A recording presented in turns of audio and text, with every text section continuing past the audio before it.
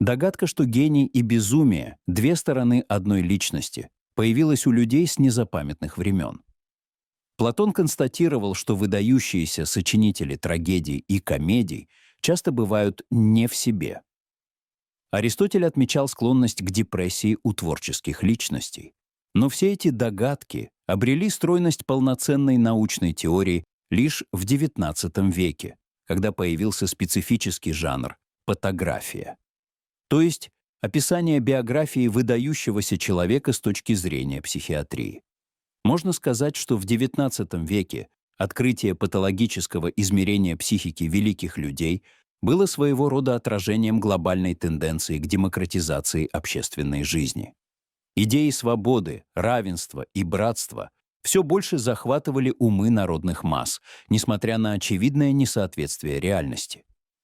Можно ли говорить о равенстве творческих возможностей потомственного люмпина с парижской окраины и Леонардо да Винчи?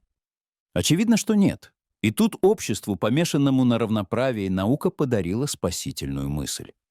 Да, Леонардо не равен люмпину, но точно так же, как не равен психически больной человек психически здоровому. Таким образом, обыкновенный человек получил возможность ощутить все величие своей нормальности.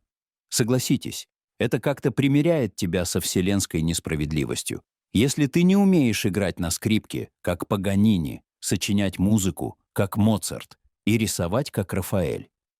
Первой жертвой патографии пал Сократ, которому французский ученый и врач Луи Лелю посвятил работу о демонах Сократа, увидевшую свет в 1836 году.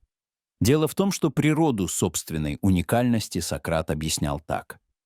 «Началось у меня это с детства. Возникает какой-то голос, который всякий раз отклоняет меня от того, что я бываю намерен делать». По поводу нормальности Сократа разразился нешуточный научный спор, растянувшийся на десятилетия и, в общем-то, неразрешенный до сих пор.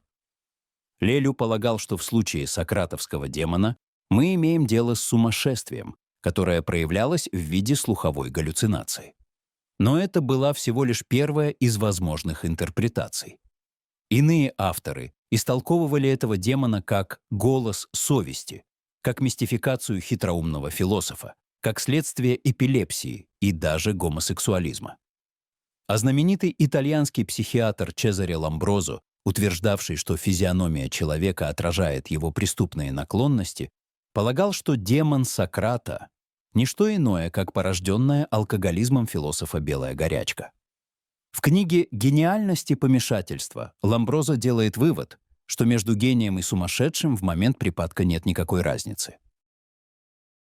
Таким образом, Лелю откупорил ящик Пандоры.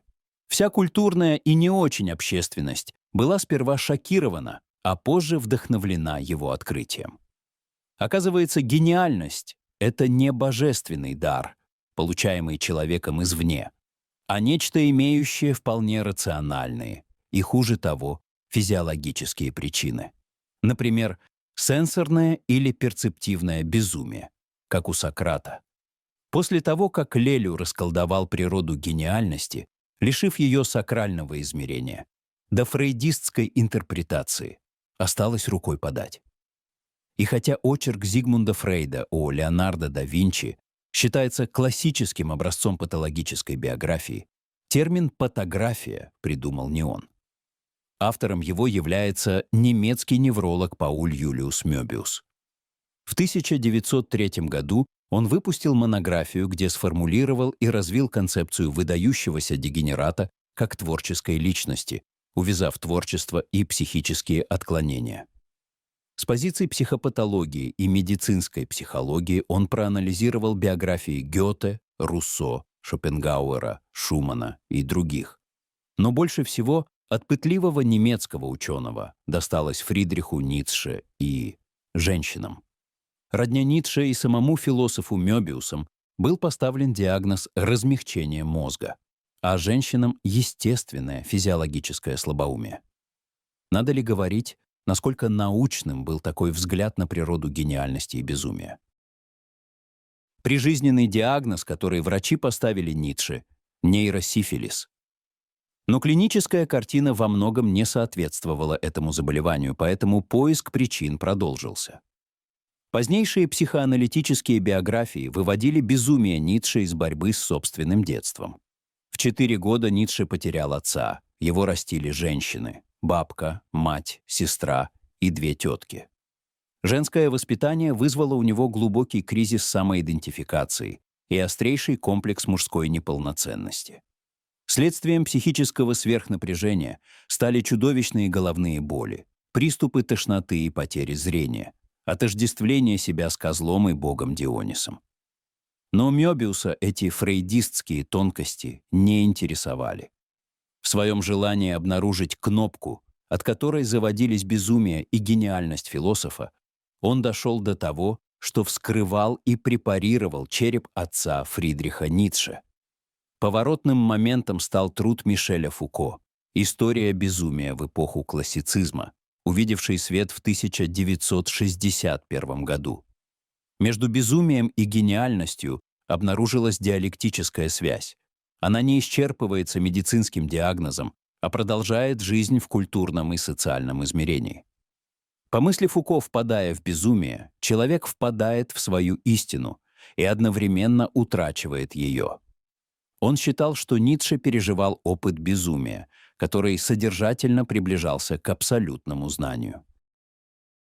Иными словами, безумие Ницше является шифром, неким посланием, которое нормальное мышление не в состоянии разгадать. Таким образом, безумию и гениальности, если и не была возвращена божественная природа, то, по крайней мере, им была дарована некая общая, неотмирная тайна. Однако и сегодня есть немало людей, считающих, что шумиха вокруг безумия гениев — это буря в стакане воды. Да, фотографии великих людей полны примеров патологических отклонений от нормы. Отрезанное ухо художника Ван Гога. Общение с инопланетянами Нобелевского лауреата по математике Джона Нэша. Шизофрения Шумана, говорящего с духами Бетховена и Мендельсона. Сексуальные девиации Моцарта, Врубель, сошедший с ума после написания своего «Демона». Этот список можно легко пополнить многими десятками имен. Но доказывает ли это прямую связь безумия и гениальности? Во-первых, далеко не все гении безумны. Во-вторых, большинство пациентов психиатрических лечебниц не подают никаких признаков гениальности. Даже такой король патологий, как маркиз де Сад, основные садистские сочинения выдал на гора во время тюремного заключения, а не после того, как был признан сумасшедшим. И все же, согласно современным исследованиям, гениев и безумцев роднит одна общая черта — когнитивная расторможенность, которая выражается в неспособности сознания избавиться от мусора, бесполезных вещей, идей и образов. Именно когнитивная расторможенность является источником спутанности сознания, всякого рода бредовых мыслей и творческих возможностей. «Когда б вы знали, из какого ссора растут стихи, не ведая стыда», признавалась одна великая поэтесса. Истории открытий и создания шедевров пестрят многочисленными случаями, когда творческий процесс запускала какая-то ерунда, наподобие ванны, которую принимал Архимед, или яблока, упавшего на голову Ньютона. Так где же все-таки проходит грань между гениальностью и безумием? Судя по всему, ее способен провести только высокий уровень интеллекта и саморефлексии. Как говорил Сальвадор Дали, единственное различие между мной и сумасшедшим в том, что я не сумасшедший. Гении не сумасшедшие. Просто они не научились притворяться нормальными. Помните, то, что сегодня кажется безумием, завтра может стать откровением. Если тебе понравилось хоть немного это видео, поддержи его лайком, подпишись на канал и включи уведомления. Делись роликом с друзьями, чтобы дать алгоритму наконец понять, что люди интересуются разными темами, а не только развлечениями и политикой. Спасибо за просмотр. Скоро следующая тема.